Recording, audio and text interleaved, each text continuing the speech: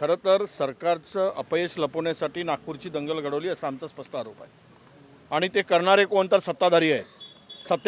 सत्तेमध्ये सत्तेला सहभागी असणारे त्यांच्या पक्षातील ज्या संघटना आहेत त्या संघटनांनी याची सुरुवात केली आणि महाराष्ट्र अशांत केला। हा खरा प्रश्न आहे आणि म्हणून आम्ही राज्यपालांच्या माननीय राज्यपाल महोदयांच्या निदर्शनास ही बाब आणून दिली। हे जी दंगल घडली या दंगलीमागे केवळ एका समुदायाला एका रिलिजनचा जबाबदार धरू नका, याच्या मूळपर्यंत जा आणि त्यावर मुख्य म्हणजे जे सत्तेमध्ये आहेत त्यांच्याकडून अशी वारंवार वक्तव्य होत आहेत, त्याला ब्रेक लावण्याचं आव्हान आम्ही केलेलं आहे। मंत्री महोदय ऐका, एक मंत्री जो सातत्यानं तेल टाकण्याचं आगीत तेल टाकण्याचं काम करतोय त्यांना सुद्धा समज देण्याची भूमिका आम्ही मांडली आहे आणि तुम्ही मुख्यमंत्र्यांना पत्र लिहून या संदर्भात की असे पुन्हा सत्तेमध्ये राहून संविधानाची शपथ घेऊन जर असे वक्तव्य करत असतील त्यांना उचित कारवाई झाली पाहिजेत। बरखास्त करा म्हणून आम्ही काही ते करणार नाही, पाशवी बहुमत आहे त्यांच्याकडे। प्रश्न असा येतो की तुम्ही कामरांचा विषय असेल किंवा इतरांचा विषय असेल, हे जे महाराष्ट्रामध्ये 100 दिवसात 2 दंगली झाल्या, महाराष्ट्रामध्ये मस्जिदीमध्ये भोसकून मारल्या गेला, महाराष्ट्रातील दलित तरुणांचा खून झाला, सूर्यवंशीचा आपल्या या सोमनाथ सूर्यवंशीचा खून झाला, संतोष देशमुखाची हत्या झाली, महाराष्ट्र कुठल्या दिशेने जात आहे हे आम्ही मानलं की महाराष्ट्रातील हे सरकार कायदा सुव्यवस्था राखण्यामध्ये अपयशी ठरलेलं आहे। हे सरकार जनतेला केलेली जे काही प्रॉमिसेस ते पूर्ण करू शकत नाहीत आणि म्हणून महाराष्ट्र अशांत करण्याचं काम सरकारकडून होत आहे, हे आम्ही राज्यपाल महोदयांच्या निदर्शनास आणून दिलेलं आहे। नाही, सेशन हा वांजोट सेशन ठरलेला आहे। तुम्ही वांजोट ज्याला म्हणतो तशा प्रकारचं हे अधिवेशन राहिलेलं आहे। मी नेहमी आम्ही सभागृहात उल्लेख केला आहे, नितीन राऊत साहेब आहेत किंवा माननीय आमचे विकासजी ठाकरे असतील, आम्ही सदस्यांनी, हे लक्षवेधीवर फक्त चर्चा झालेलं अधिवेशन आहे। अधिवेशनामध्ये दीर्घकाळ चर्चा धोरणावर होत असते, पण या धोरणावर कुठलीच चर्चा या अधिवेशनात झाली नाही, दुर्दैवाने सांगावं लागतं। आम्ही विरोधी पक्ष म्हणून काय करणार, विरोधकांचा आवाज दाबणं म्हणून आम्ही राज्यपालांची भेट घेतली। आम्ही एकही सरकारच्या विरुद्ध बोलू नये, सरकारने कितीही पाप केलं, सरकारने कितीही चुका केल्या, सरकारने कितीही भ्रष्टाचार केला, सरकारने किती दंगली घडवल्या, तरी विरोधकांनी बोलू नये। बोललात तर ते आमच्या अंगावर येतात आणि आमचा माईक बंद केला जातो।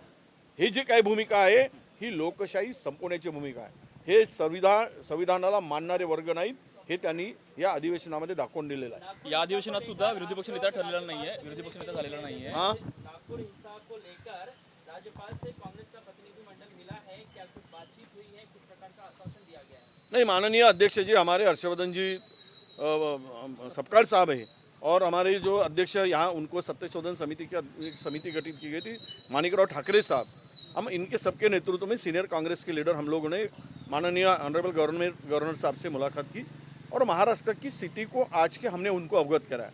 वो जो दंगल नागपुर में हुई थी 17 तारीख को, ये सरकार पुरस्कृत है ऐसा हमारा आरोप है, क्योंकि सरकार को समर्थन देने वाले संगठन ने इसकी शुरुआत की थी और इसी वजह से ये अशांतता वहाँ पे हुई थी और वहाँ पे इनोसेंट लोगों को पकड़ा गया, छोटे छोटे बच्चों को, मेडिकल में पढ़ने वाले स्टूडेंट को और इंजीनियर के बच्चों को, अल्प छोटे वाले 15 साल 16 साल के बच्चों को, जो कि जिनका कोई संबंध नहीं आता है, ऐसे ये इनको भी कार्रवाई जो की गई और जिसके वजह से दंगल हुई, जो एक मंत्री बकबक करते रहता है, बड़बड़ करते रहता है हमेशा, तो उसके ऊपर सरकार करके क्या अंकुश लगाएंगे, या है हमने राज्यपाल महोदय के निदर्शन में लाया और उनको हमने ये कहा कि आप मुख्यमंत्री जी को चिट्ठी लिखकर जो इस तरह से मंत्री बात करते हैं उनको रोकने का काम करिए। जो महाराष्ट्र में सत्ता में आसीन लोग अगर अशांतता फैलाना चाहते हैं, यहाँ के कानून सुव्यवस्था को बिगाड़ना चाहते हैं, तो उनके ऊपर कार्रवाई की मांग हमने की। और ये दंगल के पीछे केवल ये औरंगजेब नहीं है, ये अपने औरंगजेब की कब्र नहीं है, तो ये दंगल के पीछे जो आयात लिखी हुई चद्दर को पैर के तले में तुड़वा कर उन्होंने एक मुस्लिम भाइयों का, मुस्लिम समुदाय का, उनके धार्मिक भावनाओं के साथ में कुछ खिलवाड़ किया, धार्मिक भावनाओं को भड़काने का काम किया, ये भी हमने उनके नज़र में लाके दिया। और इस तरह से हो गया कि इतना बड़ा मैंडेट मिलने के बाद भी सरकार को शांति से सरकार चलाना चाहिए, जनता के हित में निर्णय लेना चाहिए, पर ये सरकार अपने जो लोगों को प्रॉमिसेस किया उसको छुपाने के लिए और अपनी गलतियां को ढकने के लिए इस तरह का माहौल बिगाड़ने का काम सरकार ही कर रही है, तो ये ठीक नहीं है। कल महाराष्ट्र को अगर ऐसे लोग सत्ता में रहकर इस तरह की बातें होती है, कानून सुव्यवस्था बिगड़ती है। और विशेष रूप से 100 दिन के अंदर उपलब्धि क्या है, तो 2 बड़े दंगल हुए, दलित हमारे युवा का पुलिस ने खून किया, एक सरपंच का खून कुछ गुंडे लोगों ने किया। इस तरह का माहौल जो बिगड़ते जा रहा है, तो कानून सुव्यवस्था सुधारने के लिए आप ध्यान दें, यही मांग हमने ऑनरेबल गवर्नर से की। सत्र शुरू होने से पहले मुख्यमंत्री ने खुद ये कहा था कि हम विपक्ष के साथ संवाद करना चाहते हैं, इसीलिए सत्र को थोड़ा और खींचा जा रहा है। क्या विपक्ष से संवाद हुआ सरकार का? ये बोलने की बात है, सरकार की ये बोलने की बात है कि उसमें ऊपर कोई, अगर देखिए कल हमारे डिप्टी स्पीकर का चुनाव आज हुआ, सरकार ने हमसे कोई बात नहीं की। हम तो चाहते थे कि अनपोज डिप्टी स्पीकर का, हमने तो नॉमिनेशन भी फाइल नहीं किया, पर सरकार ने कभी बड़ा दिल बताकर हमसे चर्चा करके कि आप लोग और हम मिलकर ये अनपोज करें, तो इससे पता चलता है कि सरकार की मंशा केवल बात करने की है।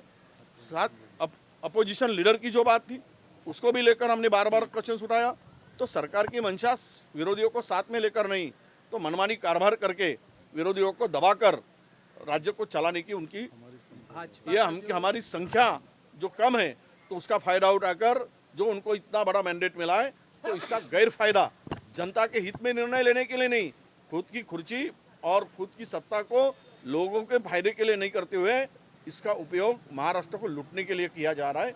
ये ऐसी स्थिति महाराष्ट्र में।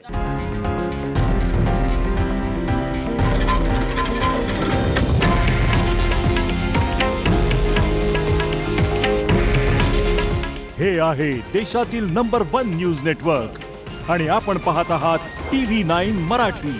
काळजी तुमची, हित महाराष्ट्राचं।